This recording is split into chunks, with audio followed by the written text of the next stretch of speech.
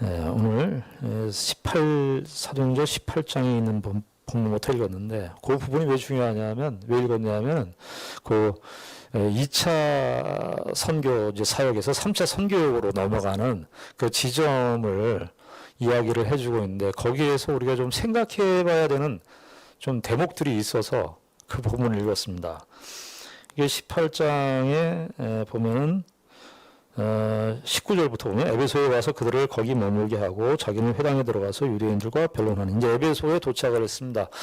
그러니까 이제 고린도는 지금의 유럽이에요. 유럽이죠. 유럽 고린도에 있다가 이제 에게해라고 하는 그 바다를 거쳐서 다시 아시아에 있는 유럽으로 아시아에 있는 그 에베소로 오게 된 것입니다. 배를 타고 왔죠. 이제 바울과 브리스길라와 함께 에베소에 이제 왔습니다. 이제 19절에 에베소에 와서 그들을 거기 머물게 하고 자기는 회당에 들어가서 유대인들과 변론하니 에베소에 들어가서 유대인들과 변론을 했는데 이제 20절에 보니까 여러 사람이 더 오래 있기를 청하되 허락하지 아니하고 21절에 작별하여 이르되 만일 하나님의 뜻이면 너희에게 돌아오리라 하고 배를 타고 에베소를 떠나 22절 가이사라에 상륙하여 올라가 교회의 안부를 물은 후에 안디옥으로 내려가서 이게 이제 15장서부터 18장 22절까지가 2차 선교 지역 그 선교 사역인데 그 22절까지가 2차 선교 사역의 마지막 부분 지점입니다. 그게 뭐냐 하면은 가이사라는 이제 이스라엘을 가르치는 거죠. 가이사라에 상륙하여 올라가 교회 안부를 물은 후에 안디옥으로 올라갔다 그랬잖아요. 안디옥이 이제 사도행전 13장에 1차 선교 시작하던 데였어요.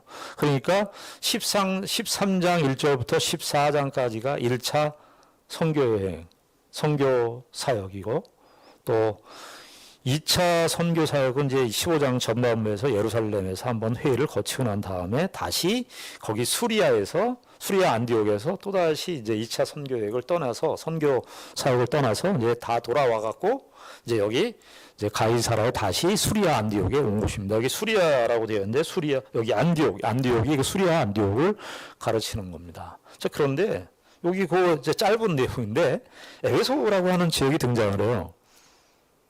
보니까 바울의 그 모습을, 바울의 행동을 좀 눈여겨봐야 됩니다.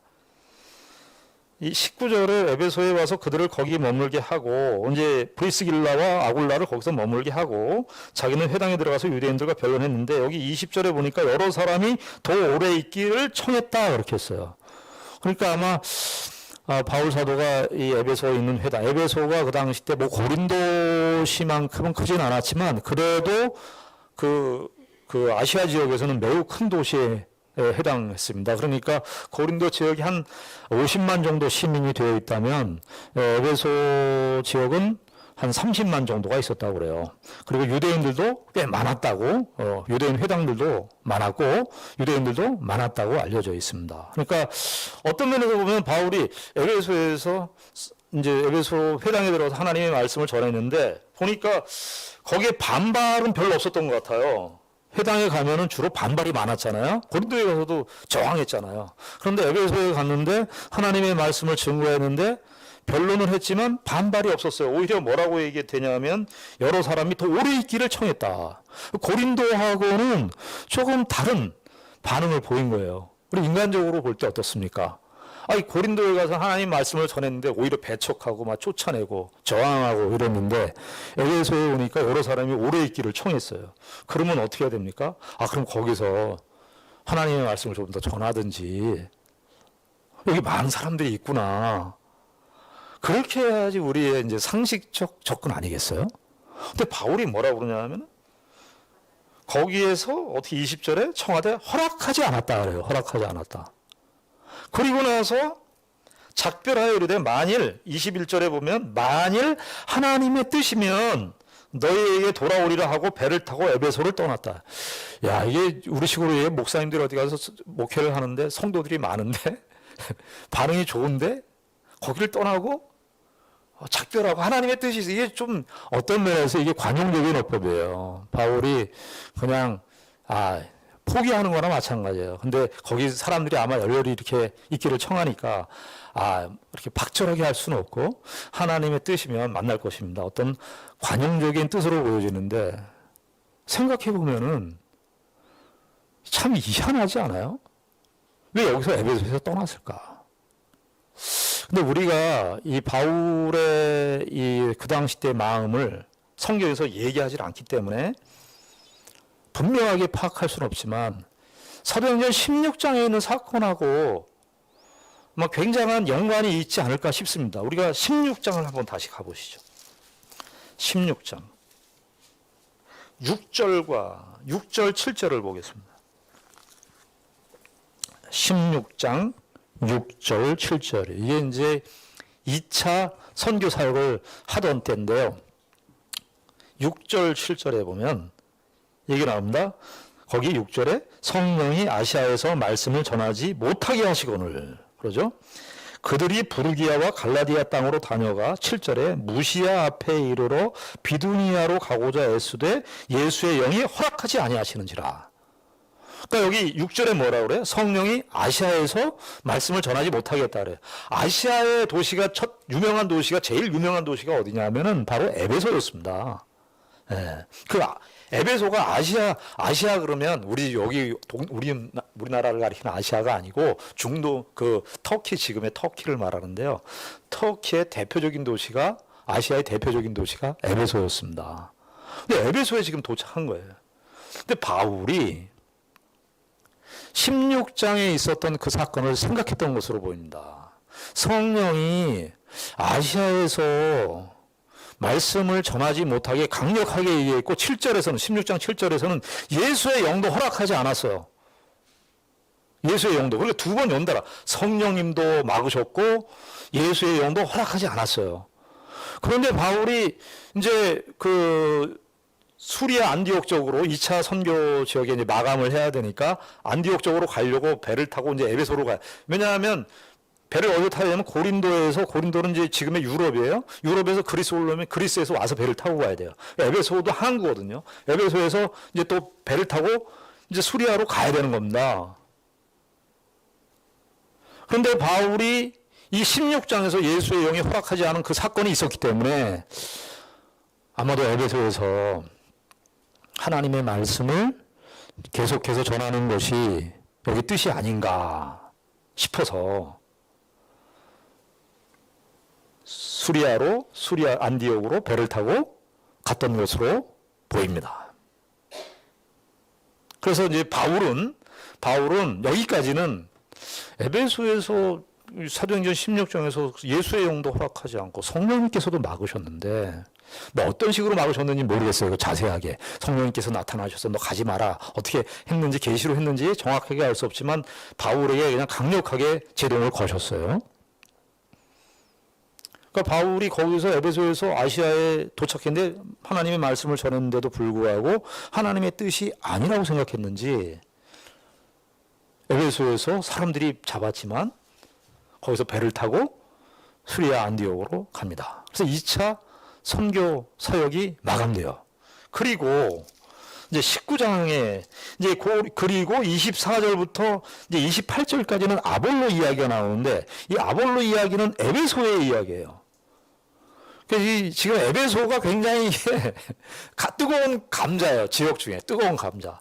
바울은 아마 2차 선교 사역을 마감하는 시점까지는 에베소는 그의 마음에 없었던 것으로 보입니다. 그런데 우리가 건너뛰었습니다마는 18장 24절부터 28절까지도 한번 보시죠. 제가 읽겠습니다. 알렉산드리아에서 난 아볼로라 하는 유대인이 에베소에 이르니 갑자기 아볼로라고 하는 사람이 등장했어요. 여기 알렉산드리아는 이집트 지금 북쪽이거든요. 알렉산드리아 사람인 아볼로 사람이 갑자기 등장을 해요. 알렉산드리아에서는 아볼로라는 유대인이 에베소에 이르니 이 사람은 언변이 좋고 성경에 능통한 자라. 그가 일찍이 주의 도를 배워 열심으로 예수에 관한 것을 자세히 말하며 가르치나 요한의 세례만 알따름이라. 그가 회당에서 담대히 말하기 시작하거늘 브리스길라와 아굴라가 듣고 데려다가 하나님의 도를 더 정확하게 풀어 이르더라. 아볼로가 아가야로 건너가고자 하므로 형제들이 그를 격려하며 제자들에게 편지를 써 영접하라 하였더니 그가 가면 은혜로 말미암아 믿은 자들에게 많은 유익을 주니 이는 성경으로서 예수는 그리스도라 하고 증언하여 공중 앞에서 힘있게 유대인의 말을 이기미더라. 이게 아볼로라는 사람이 등장했는데 아볼로가 어디 있어요? 에베소에 있는 거예요. 에베소에서 어떻게 해요? 브리스길라와 아굴라가 거기서 만났는데 아볼로가 거기서 회당에서 에베소에서 말씀을 증거하는데 보니까 잘하긴 잘하는 거예요. 에? 아볼로가 이게 언변이 좋다 그래요. 언변이 좋고 성경에 능통해. 이 성경에 능통했다는 것은 그 당시에 신약 성경이 없었으니까 구약 성경에 능통한 거예요. 유대인이니까. 그리고 이 알렉산드리아라고 얘기한 걸 보면 알렉산드리아가 그 당시 때 아테네는요 헬라 철학으로 유명했다 그러면 이 알렉산드리아는 그 당시 때 수학으로 유명한 도시였어요. 70인역 성경 아시죠? 70인역 성경. 70인역 성경이 히브리어 성경을 헬라어로 번역한 성경인데 70인역 성경이 이 알렉산드리아에서 나온. 교부들 중에 유명한 교부들도 이 알렉산드리아 출신들이 많아요. 그러니까 알렉산드리아가 대단한 그 학문의 도시고 유대인들이 거기에서 하나님의 말씀을 아주 사랑했었던 그 유대인들이 많았던 그리고 유대 교육이 철저했었던 그런 사람이에요. 근데 아볼로가 하나님의 말씀을 회당에서 전하는데 가만히 보니까 복음을 알지 못해요. 예수 그리스도께서 오셨다는 예수 그리스도께서 죽으시고 부활하셨다는 그 약속 그리고 성령의 오순절의 역사를 통해서 복음이 편만하게 이 땅에 펼쳐진다는 이 내용을 알지 못하는 거예요. 구약 성경을 풀어서 설명하는 것은 잘하는데 근데 가만히 보니까 브리스길라와 아굴라가 보니까는 아직도 예수 그리스도의 죽으심과 부활에 관한 새 언약의 그 충만한 하나님의 복음의 그 온전하신 그 뜻과 성취에 대해서 아직 이해하지를 못하는 거예요. 브리스길라와 아굴라가 그래서 아볼로를 불러다가 가르칩니다. 그 이야기가 24절부터 28절까지 기록되어 있는 거예요. 브리스길라와 아굴라는 이런 내용을 어떻게 배웠을까요? 18장에서 바울과 고린도에서 만났잖아요. 거기서 같이 텐트 장막 했잖아요. 이 바울이 좀 사담입니다만 바울이 장막을 짓는 일을 했잖아요. 그 텐트 치는 일. 저는 굉장히 이게 아이러니컬해요. 왜냐하면 예수님께서 우리가 요한복음 1장에 보면 성육신 하실 때 장막을 치심에 표현이 나오거든요. 거하시며라는 것이 장막을 치심에라는 표현이에요. 예수님께서 이 땅에서 오셔서 정말 무너진 이스라엘, 구약의 이스라엘이 무너졌는데 예수님께서 오심으로써 새 교회, 새 장막을 새롭게 설립하셨다는 것인데 바울은 아마 그때 텐트 메이킹을 하면서 장막 직업을 하면서 공교롭게 직업이 장막 직업이라 아마 바울은 자기가 장막을 이렇게 하면서도 내가 지금 하는 이 교회 사역이 하나님의 장막, 이스라엘의 무너진 장막을 일으키는 그 사역이 아닐까. 그런 것들을 이렇게 염두에 두면서 직업이 매우 그것과 관련이 있어. 하여튼 거기에서 18장에서 그 텐트 메이킹 브리스길라와 아굴라도 장막을 만드는 일을 했어요. 그래서 같이 교제를 하면서 바울이 그때 복음을 가르쳐 줬어요. 사도행전 2장의 오순절 성령 강림 사건과 예수 그리스도를 통해서 일어난 그 모든 구약적 성취, 예언의 성취 이런 것들을 브리스길라와 아굴라에게 가르쳐줬어요. 브리스길라와 아굴라가 그것을 받고 아볼로에게 지금 가르쳐준 겁니다. 그 일이 어디에서 있었어요? 에베소에 있었던 거예요. 그리고 나서 이제 19장이에요. 19장에 보니까 아볼로가 고린도에 있을 때, 근데 고린도에 있을 때라는 건 이제 이 18장 24절부터 28절까지에 나와 있는 내용이 브리스길라와 아굴라가 아볼로를 교육시키고 어떻게 합니까? 고린도에 보냅니다. 고린도에 보내요. 그게 우리가 여기 27절에 보면 18장 27절에 보면 아볼로가 아가야로 건너가고자 하므로 아가야는 그러니까 고린도를 관할하는 큰 도시예요. 그러니까 아가야가 고린도를 관할하는 큰 도시인데 그러니까 고린도로 가고 싶었다는 거죠. 그래서 아가야로 건너가고자 하므로 형제들이 그를 격려하며 제자들에게 편지를 써 영접하라 하였더니 그가 가면 은혜로 말미암아 믿은 자들에게 많은 유익을 주니 하면서 고린도 교회로 보냅니다. 브리스길라 아굴라가. 근데 여기서 우리가 좀 생각해 보아야 될 것이 뭐냐면 아굴라도 참 이 사람이 아굴라도 자기가 회당에서 하나님의 말씀을 전하고 가르치는데 브리스길라와 아굴라가 나타나서 당신의 지금 말씀은 요한의 세례, 요한의 세례까지밖에는 네가 알지 못한다 하면서 브리스길라와 아굴라가 가르쳐줘요. 참 이런 그 내용을 들을 때 브리스길라와 아굴라도 훌륭하지만 이 아볼로도 학문에 능통할 뿐만 아니라 배우는 거예요. 받아들이는 거예요. 브리스길라와 아굴라가 하나님의 복음을 예수 그리스도를 통해서 이루어진 그 구약의 예언을 가르쳐 주니까 아볼로가 학식도 풍부한 사람인데 어렸을 때부터 율법을 배운 사람인데 브리스길라와 아굴라가 뭐 예전에 알지 못하던 사람인데 가만히 들어보니까 저 사람이 구약의 예언의 말씀들을 예수 그리스도의 복음적 성취와 성령의 오순절 성령 강림의 역사와 이런 모든 재반의 내용들을 브리스길라와 아굴라를 통해서 배우는데 아볼로가 어떻게 합니까? 그것을 받아들이는 거예요. 예, 받아들여요. 참 우리가 하나님의 말씀에 관해서는 항상 열려있는 자세를 가져야 됩니다. 신자들이 이 세상을 살아가면서 삶을 살아가는 데 있어서 우리가 하나님의 말씀에 관계된 것들,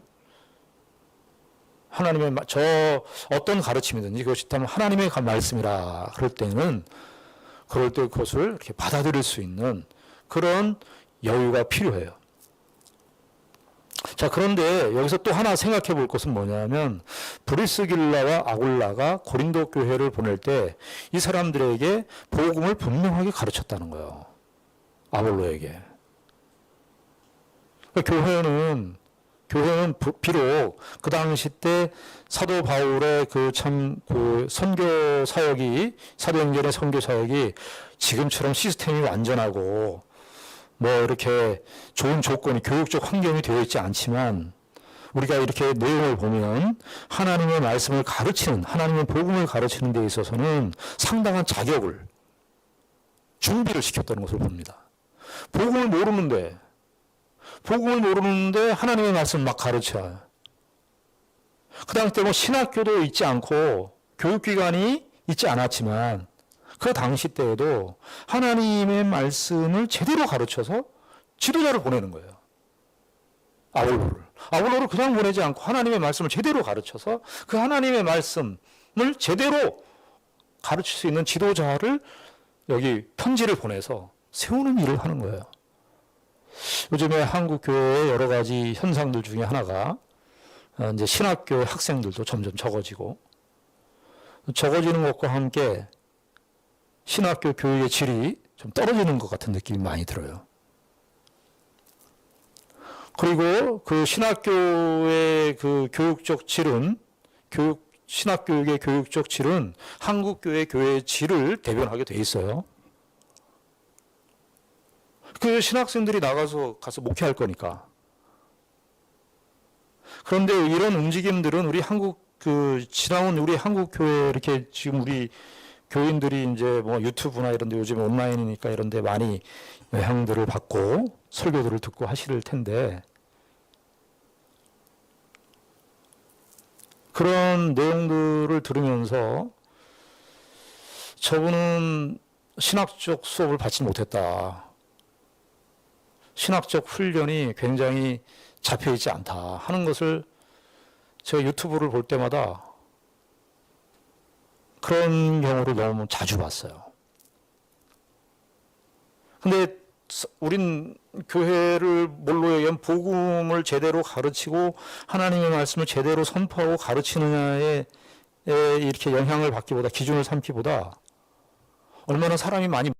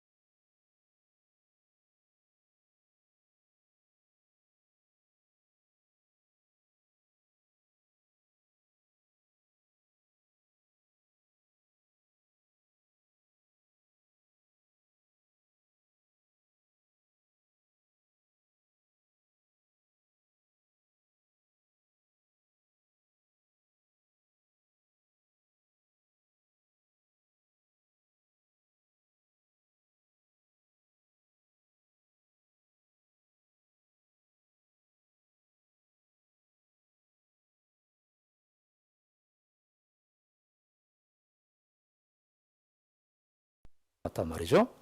그리고 두 번째는 어디에서 일어났습니까? 사마리아에서 일어났습니다. 사마리아 사도행전 8장에서 사마리아 사람들에게 성령 세례와 동일한 역사가 일어난 것입니다. 사마리아는 어디입니까? 지역적으로 이스라엘이지만 이스라엘과 이방 사이에 있어요. 이스라엘과 이방 사이에 있단 말이죠. 그리고 오순절 성령 세례와 비슷한 이 성령 세례 사건이 어디에 또 등장하죠?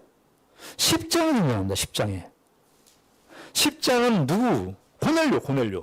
고넬료인데 이방인이잖아요. 근데 고넬료가 사는 지역은 어디였어요? 가이사랴였습니다. 가이사랴. 그래서 지역들 잘 살펴봐야 돼. 지역.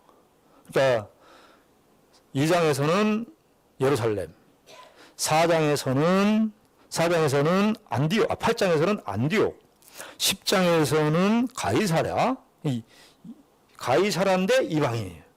그리고 오늘 19장에 에베소예요. 이 에베소 19장 1절부터 7절까지가 그 성령 세례 사건입니다. 그렇죠? 그런데 19장의 이 에베소는 뭐예요? 이방이에요. 이방 땅. 그러니까 성령 오심이 성령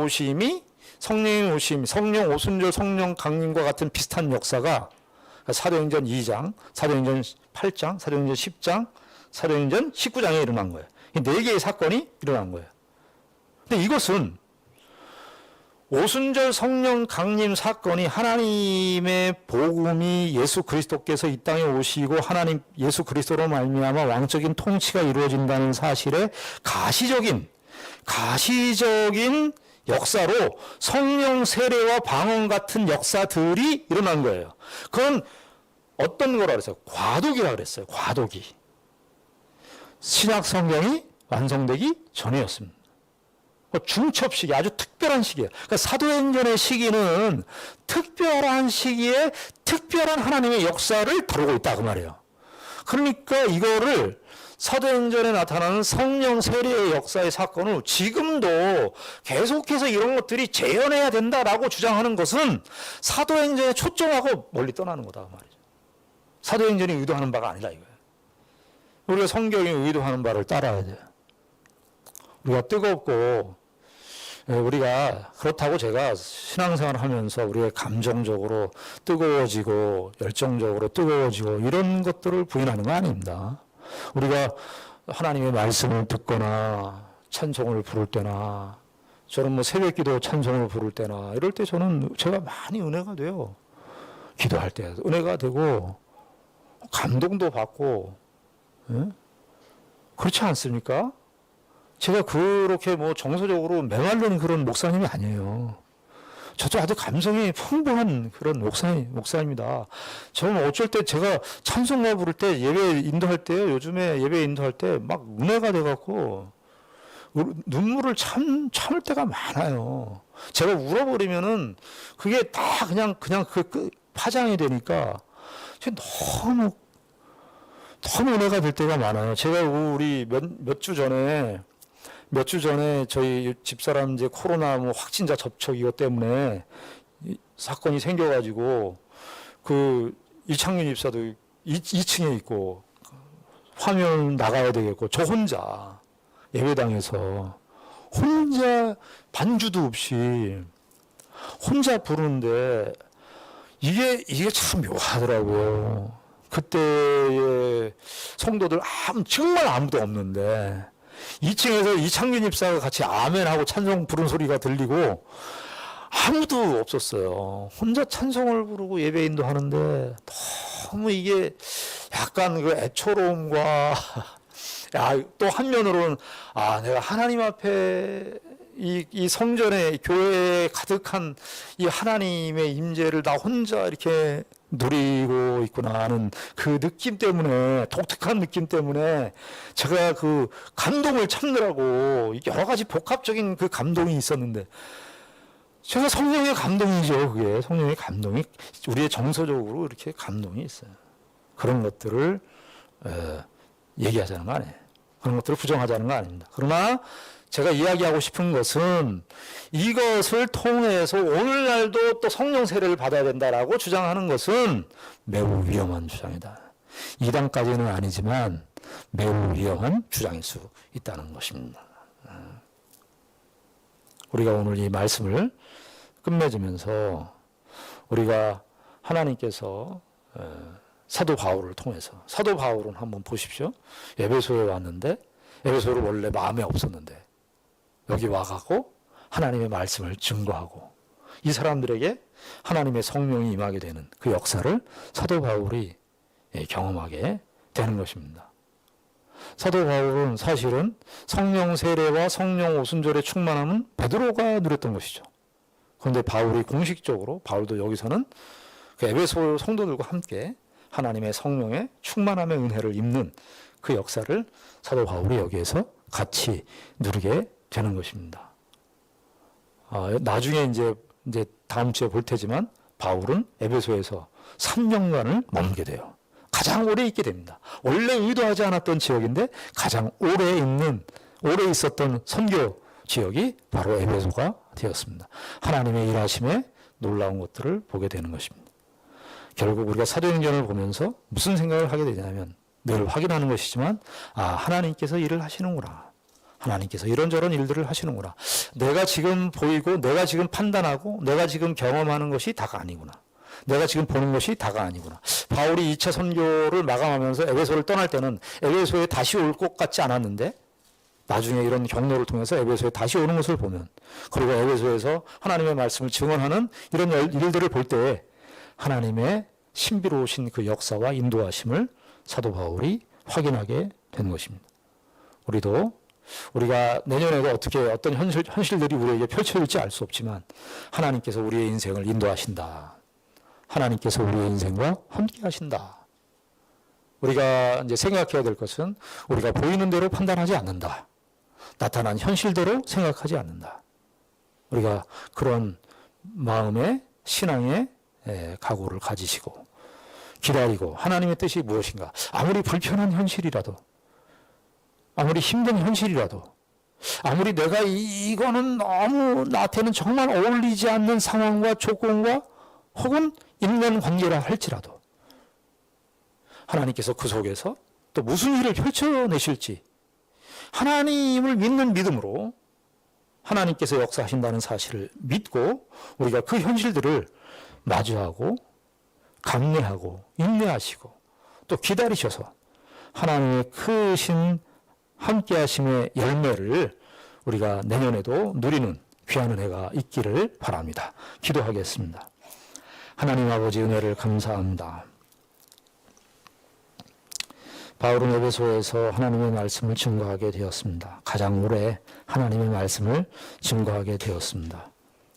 하나님의 일하심을 바울 사도도 보고 확인하게 되었을 것이고, 바울 사도의 행적을 통해서 하나님께서 그의 교회와 그의 성도를 인도하시는 하나님의 신비로우신 섭리의 손길을 또 한 번 확인하게 됩니다.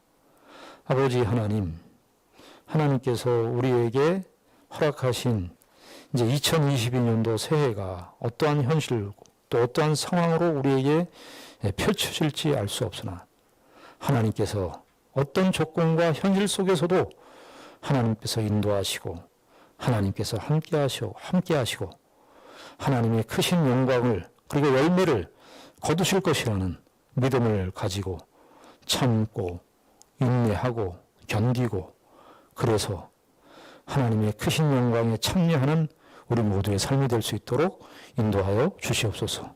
예수님 이름으로 기도드리옵나이다. 아멘.